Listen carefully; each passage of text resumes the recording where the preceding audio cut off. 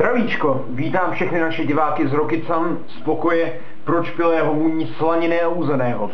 Nyní se podíváme na základní cvičení o 3 prstech na strunu. Nevím, jaký jsem tam já. Takže vypadá to nějak takhle. Otevřete si tabulatury žáků. Malíček na 8. pražci. Tady ten prsteníček na 7. Ukazovák na 5. A vypadá to takhle.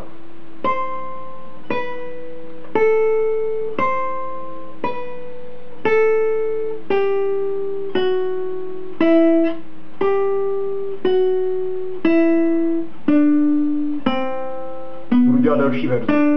Kratší je stejná, akorát se zacyklí. Tady se otočí. Kratší verzi. My děláme delší, takže jedeme dál.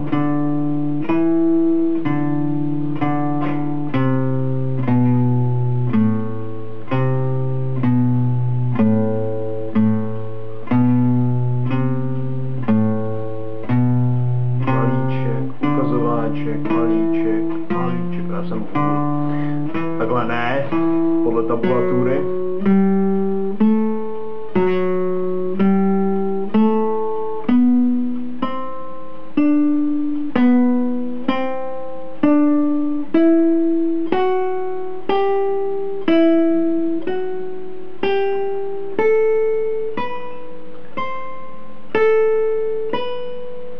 Teď a pro všechny naše trpělivého diváka, tam tu sekci, kterou jsem udělal blbě, ta je ve skutečnosti takhle.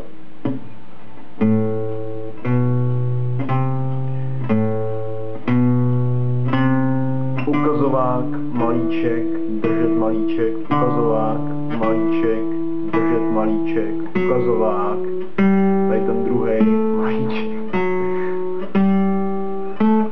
To je prostředníček.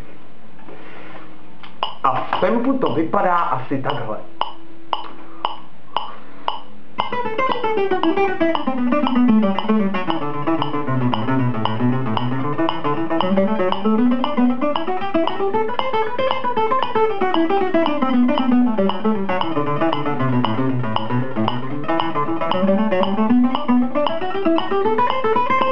Pro Ingvího mám s tím tohle demonstrace pomalu, pro mě je to maximum schopností.